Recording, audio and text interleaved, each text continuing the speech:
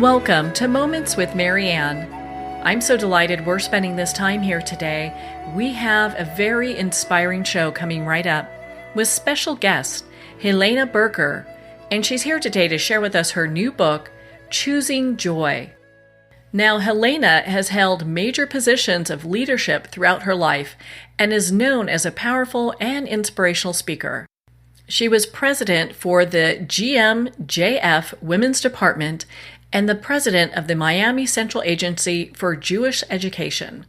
And on the national level, she was the national chair of the Jewish Educational Service of North America, on the Council of Jewish Federations Board and Executive Committee, where she was the national chair of the CJF Women's Department, and for over 30 years on the board of the American Jewish Joint Distribution Committee. So let's welcome to the show, Helene Berger. Delighted to be with you. What an honor it is to spend this time with you.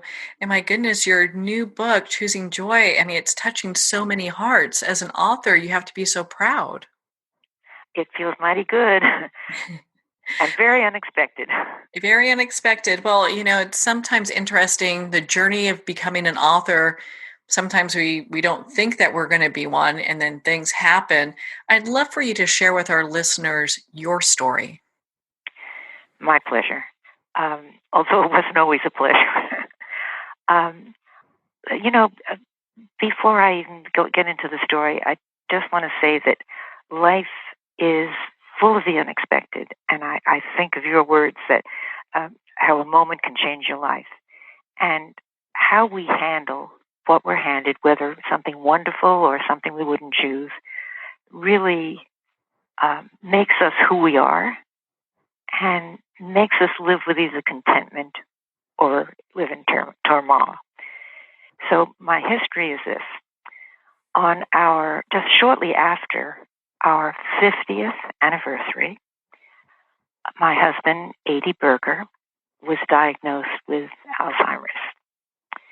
And we had seen many doctors, many opinions, but finally we got the appointment at the state-of-the-art Wien Center for Memory Disorder.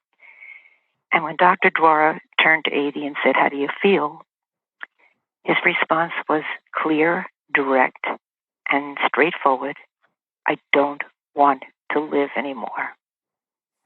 And in the course of the first year, he followed the typical Alzheimer's syndromes with frustration, irritability, rigidity, annoyance. Fortunately for me, not violence. But I watched him carefully and started to change not him, but change me and how I was handling it. And within the next year and a half, or certainly two, he became known as the man with the radiant smile. Strangers would stop me and say, "I've never seen your husband without a smile." And I'm going to fast forward really quickly, six years later, 6 years after the diagnosis, to the last night, unexpectedly, of his life. He did not die from Alzheimer's. He was healthy. We took 17 close friends out for dinner as a thank you for their kindness. And he was doing so well at that point, but I purposely didn't tell him who was coming because I didn't want him to feel the burden of having to try to remember. So we went into the restaurant and he greeted every one of those guests by name. And at 6 years after Alzheimer's, and they were astounded. He sat down. He had fractured a hip 2.5 years before he passed away, and he was in a wheelchair, but he raises his glass, water he never drank, raises his glass to make a toast, and he makes the most profound and articulate toast, thanking our friends for their kindness, for their attention, for their caring, for their taking care of me. And when we left, 2 of our close friends said the same words, "Are you sure he has Alzheimer's?" And so the book is how this extraordinary, rare progress came to be. Well, that's so touching. And it must have been so difficult to hear him say that he didn't want to live anymore. It was very, very difficult. And, you speak about how a moment can change your life. And that was one of those moments because, we shouldn't be surprised because by the time we go for testing, it's clear that there are symptoms, there are things we're worried about. And we know, but we hope against hope that it's just normal aging. And it isn't until you get those definitive words that it's still a shock. No matter how much you know it, a part of your brain knows it, and the other part is not ready to hear what we have to hear. Yeah, that can be so difficult. And by the way, I do want to say this, that when we talk later about the methodology and what we developed together, I feel so strongly that the caveat to all of this is I don't want people to think that I'm saying, well, if you do what we did, if you developed, that life will be easy. It's not. It's tough. And so many deeply, hundreds of thousands of people have given their all, their energy, their time, their patience, their love, and still ended up with a loved one who doesn't know their name, doesn't know their kid's name, and may even become violent and abusive. So nothing that I say that worked for us is any guarantee. Every family and comes with a different history and a different story. And I always want to put that out there because I don't want to come across like a Pollyanna. Oh, you do this and life will be a piece of cake. It's not.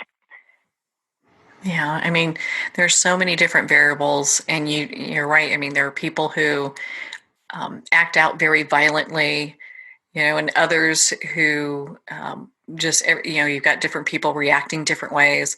So there is no, one, kind of get healed quickly, move through this part easily, kind of pill or regimen.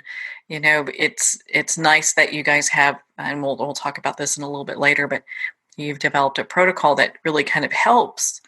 That I think it's good to share that, there's so many different things that go on that, this is what worked for you.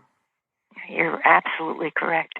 And one of the things, even before we get to the specifics, one of the things that people seem to have gotten, and in just the month that the book has been out, is that the things that I discovered that we learned together do not apply just to an Alzheimer's patient, but clearly to any loved one who is declining in any way, whether it's Parkinson's or a bad hip or back or leg.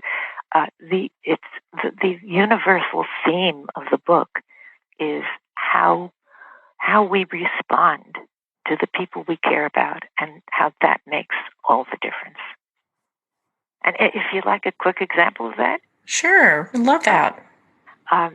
Well, Alzheimer's patients, as we all know, tend to ask the same question many times.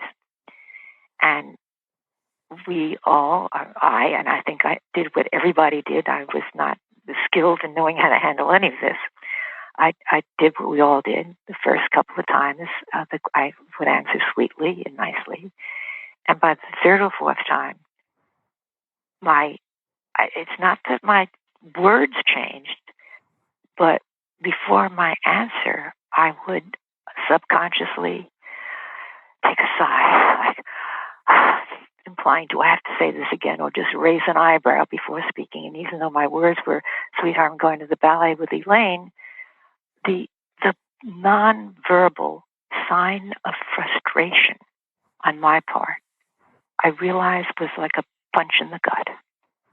And I remember one night, I vowed, I'm not going to do this anymore to this beautiful man. And it sounds easy. It was not easy. And I remember going to the ballet that night and looking for a blank page on the program to write to write that as a note to myself, and that's how this whole book started, never as a book, but with all my little notes during a concert or program or a doctor's office. And it was one of the hardest things that I had to do, but it was so amazingly effective in that. If it was the 8th time, I would say, "Sweetheart," and usually with a pat on the cheek, "I'm going to the ballet with Helene." He said, "Oh, yes, yes, dear, I remember." So I didn't diminish him by my own frustration, because he had, although his memory was clearly failing at that point, he had a heightened sensitivity to me, to my mood, my frustration, my anxiety. And throughout the book is this theme that how we treat the person we care about affects them profoundly. That's so true. And it's interesting when you meet this with a great deal of patience and understanding, just how that changes the dynamics. It 100%, in my opinion, does. And I think one of the things about the book that's unique is that when I found something that worked, like that note I made myself, you're not going to put him down by a sign of frustration. I think what I did, every time I found something that worked, I didn't say, "Oh, if that happens again, I know what to do." I tried to understand what was the underlying philosophy, what was the principle that I could apply to other things. And some examples of that, it was clear before he was diagnosed, it was very clear to me that he should not be driving anymore. He was getting lost, there were a few fender benders, and I took him to a brilliant psychiatrist, for both of us, because I didn't know how to deal. I saw all of these signs and he was not diagnosed yet. And I tipped her off ahead of time that I don't know how to take the car away. I'm scared to death. And in the session when he was there, she said very nonchalantly, very matter-of-factly, "You know, Adi, you're on some new medications now, and it might be a good idea to stop driving for a while until you see how they affect you." Well, he was still rational, and he said, "Oh, okay." Fast forward, about a month later, I overheard him at a concert. I overheard somebody say, "Adi, you driving home?" And he said, "Nope, I don't drive anymore." And I couldn't believe my good fortune that it didn't have to be a battle. But I went home and wrote, what is the principle? Not now versus never. And I found I applied that to many, many, many, many things that we did. But the most important one that I think I wrote and discovered, not early, but was from, we had a housekeeper who had been with us 3 days a week for a few hours a day. And after he fractured his hip, I had no extra help for the first 3.5 years, which by the way was a mistake, because he did much better when I had relief. But I remember, her name is Lisette. She's through the whole book because I learned so much from her. And I remember her walking into the bedroom one morning and saying, if she had said, "Mr. Berger," with a cheery voice, "your breakfast is ready," I would have thought, how lovely. Lisette never did that. She walked into the room and said, "Mr. Berger, are you ready for breakfast?" And I was stunned, because I realized the difference. No matter how cheerfully you say your breakfast is ready, it's an implied command. Your breakfast is ready, you have to come and eat. Whereas the question, is his choice. And I applied that to every single thing we ever did in the future. I never told, I asked, and because he made the decision, it was his. He owned it, and he wasn't fighting it. And people who are successful, people in any job who do a job well, are are used to being in command of whatever their world is. And when you take a grown man or woman and start telling them what they have to do every minute, of course the frustration piles up, and the resentment and the anger and the opposition. And that was probably one of the biggest things that I learned. Even if instead of 80, we're getting the car to go to the doctor, and you need to go to the bathroom now. It was never that. Do you want to go to the bathroom before we leave, dear? And the friction was gone. He wasn't being told, do you want to watch this movie or that movie or that movie? And so that was a very profound difference in our lives. And each of these things, I didn't know any of this ahead of time, but I observed keenly and changed my behavior in order to help him, and his behavior and his cognition and his brain started functioning in a completely different way than it had. How beautiful is that? And it's, just the way that anyone would want to be treated. When we look at, telling people what to do versus asking them and getting their input, it lets them feel empowered. It certainly did. And one of the other things that I'm keenly aware of is that he was a very bright man. And I kept, as time went on, his mind was active every minute of every day. When I said about television before, he had 45 minutes a night, period. No other television during the day. And always with a movie that he selected. We usually took sometimes 3 nights to finish a movie, but I kept coming up with creative ways that I hadn't thought about to engage his mind. When he first fractured his hip, and I couldn't handle it anymore. That's the first time I had aides to come in because I couldn't lift him.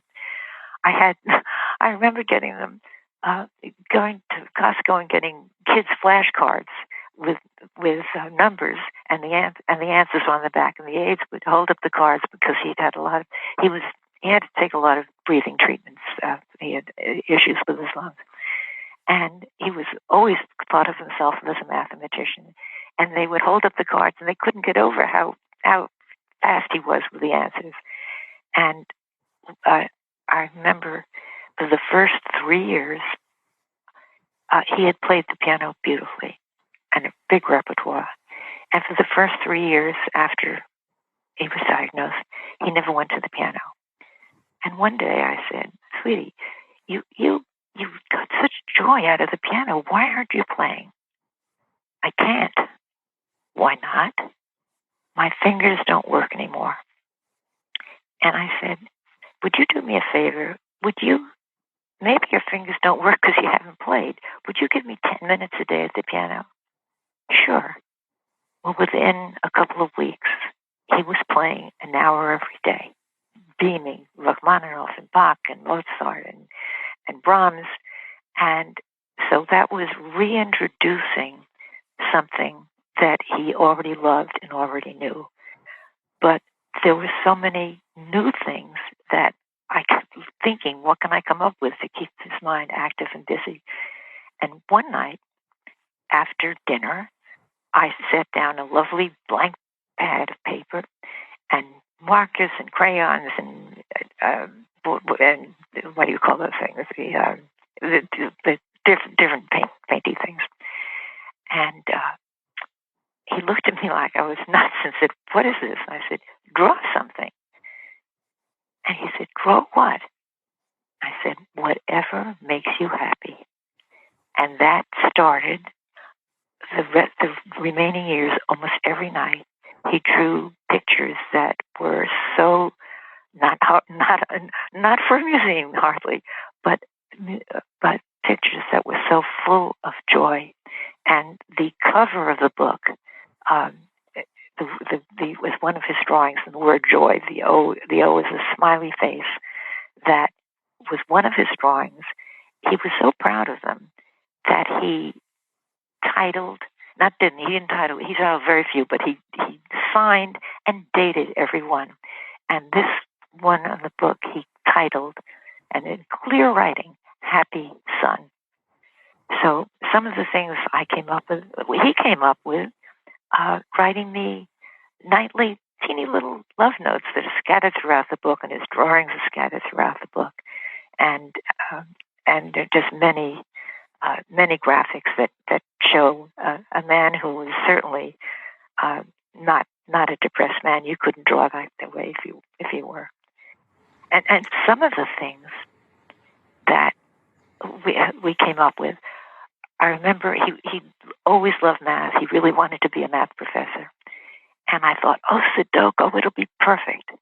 And in the first 2 years, when I tried it, he totally was confused. He couldn't get where all those little numbers went in those little boxes. And it was frustrating, so we stopped. About 2 years later, I thought, he's doing so well. I'm going to try Sudoku again. And he got it.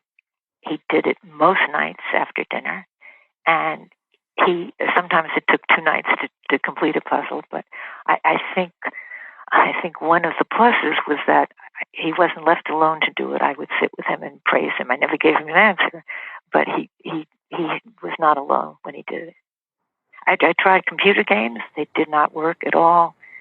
He wasn't interested, and I think maybe because that was an alone activity. Well, you had so many creative ways of approaching this.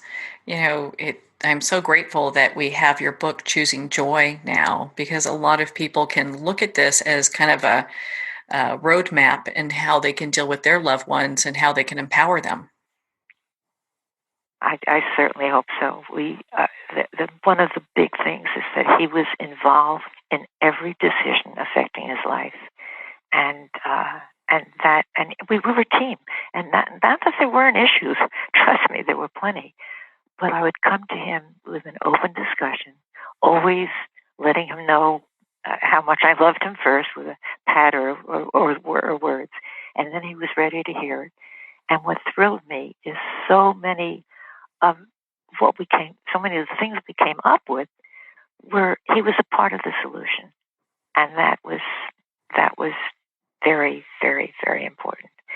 And so the bottom line for me is that the attitude that we convey to our loved one clearly makes a difference, and the more we can give kindness and patience and loving words and support, it's magical. It definitely makes a difference.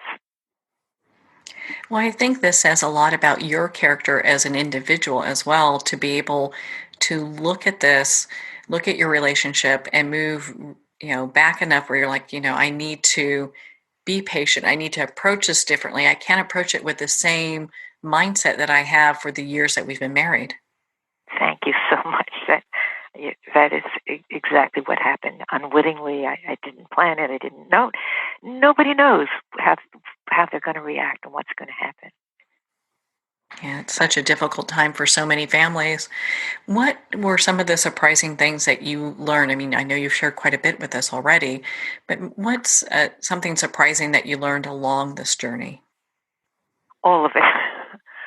Really, every day was a new discovery, a new surprise. But I think, it's a fascinating question. I think one of the things that made a difference is when I spoke to him, it was how. If he did things that were clearly unwanted behaviors, what I learned was like for example, I learned from friends, and then I heard it myself, that he was making this pure, gentle man who never said an off-color word in his life, was making remarks to women that were clearly inappropriate. And when I heard it myself, I blanched. I didn't say a word, but when we came home, I sat him down and I said, "Dear, do you know how much I love you?" And big smile. And then I told him what I heard, And I said, "This is not you." I was honest. I was open with him. And he said, "I'm so sorry. I won't do that anymore." Well, that's lots of luck. And I said, let's not look back. Let's look at the future. What can we come up with? Can we come up with a word that'll be our code, our secret code word, to let you know when your behavior is inappropriate? And he thought. He said, "How about inappropriate?" And I was so delighted that he came up with the word himself. But the point I want to make, when you said, what did I learn? When he did it again, and in the beginning he did it many, many times, less and less and less, until finally absolutely stopped.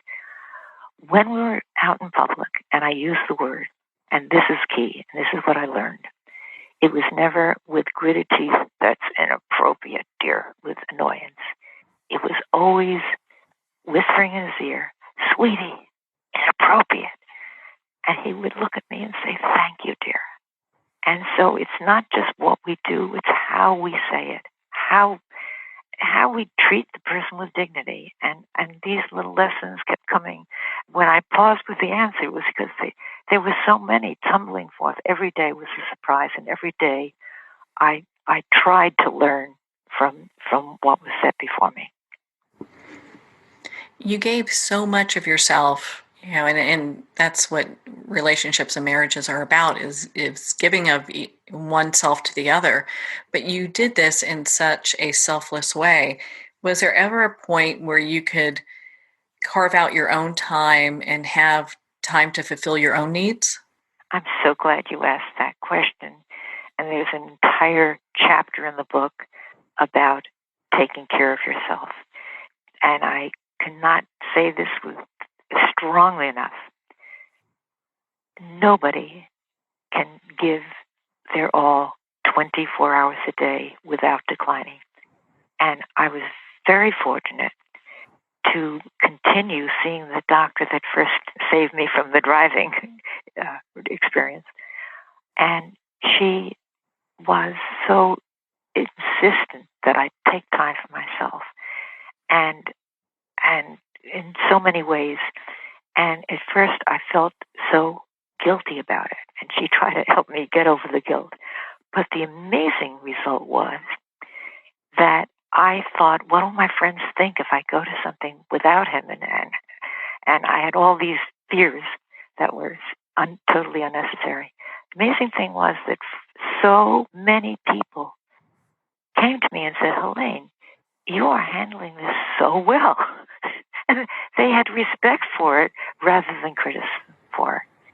And it was very special. Alone time, if it's a walk, it doesn't have to be. And it's another thing is that not everybody can afford to have the help to take the time. And I'm saying to every person I know that it is crucial for your own sanity. It is crucial for your loved one that you take a break, and it doesn't have to be a trained nurse or aide. You can have a high school or college student come and play checkers for a while, or chess, or play cards. You've got to find a way to give yourself a break, whether it's a family member who'll help, or a friend, or just any human being who can be kind and loving. But nobody can survive without time alone. And if they don't have it, they're going to be frustrated and take it out on the patient.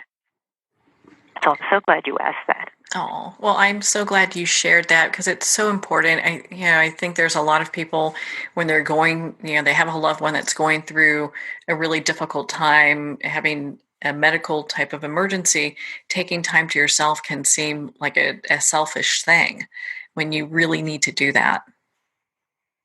I agree, totally. So at what point did you decide it was time to start writing Choosing Joy? That's very interesting. I almost never decided.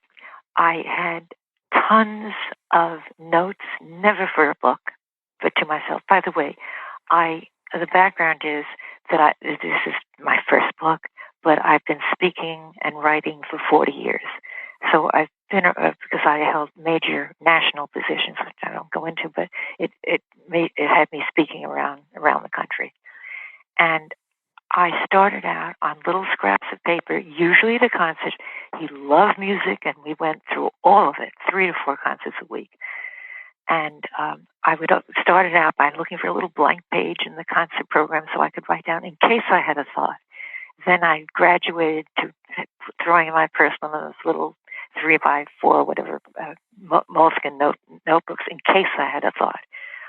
I wrote only for me so I could remember, so I could remind myself, so I could put in black and white what I had to do. It never occurred to me to write a book. And gradually, towards the end, as his improvement was so obvious to everybody, that so many friends started coming to me and asking, why what are you doing? Tell me what's happening. Teach me. And I had this wild idea of, I've got a lot of notes that might be appropriate for a book, and I could really help people, which was my only motivation in doing this thing. I've learned so much from a layperson's perspective, not from a doctor who's giving technical stuff. This was a woman's heart speaking. And when I mentioned it to the psychiatrist that I was still getting help from, she absolutely insisted. And this book took 8 years to come into being. And for most of the years, it was on the back corner of my desk as a thought when I was in the mood, or when I had something to write. But she was very persistent. And then I realized that it really could be of value and could be a tremendous help to many, many, many people, no matter what the failing was. And I have to tell you one quick thing. A daughter of my good friend, who's now in her 50s, wrote me a beautiful letter after reading the book, and she ends with, "You have to know how universal this book is. I am speaking to my husband now differently than I ever spoke to him because of reading your book." And that, I think, was the supreme compliment that I've gotten. Oh, well, if that's the least that people pick up from your book, I mean, gosh, what a better place this world would be, because there's so much information in here, and being able to talk to one another with, just compassion and understanding, I think is such a big deal. Thank you. Thank you. Well, Helene, go ahead. Where can our listeners connect with you and be part of your community? Okay, let me just say one last thing, may I, about that what I'm hoping that people have when they read is that, yes, I order suggestions how to cope methodology, but I hope that after reading the book, the reader comes away with the sense that they are not the hapless victims of fate, that our actions can and do make a difference, and that we really can choose to live with hope and, yes, even joy. And you can find the book on Amazon and on a website, which is very simple, www.heleneberger.com. And Helene is spelled with all E's, Helene, and Berger is spelled with all E's, Berger. And there are many, and yours will be on it as soon as it's done. There are many wonderful interviews that I've had on there, and much information. And it's all on the website. There all the wonderful experiences that I've had, and I'm just so beyond delighted at the reception that this book has had, and I hope it helps a lot of people. Well, I'm sure it will, Helene, and thank you so much for taking the time to be on the show with us here today. My appreciation to you for having me. Well, thank you, Helena. It has been such an honor to spend this time with you, and of course to talk about your new book, Choosing Joy. Choosing Joy is available at Amazon, Barnes & Noble, and all indie retailers. Well, we're at the end of our time today. I would like to thank everyone for tuning in. You're listening to Moments with Marianne. And remember, make every moment count.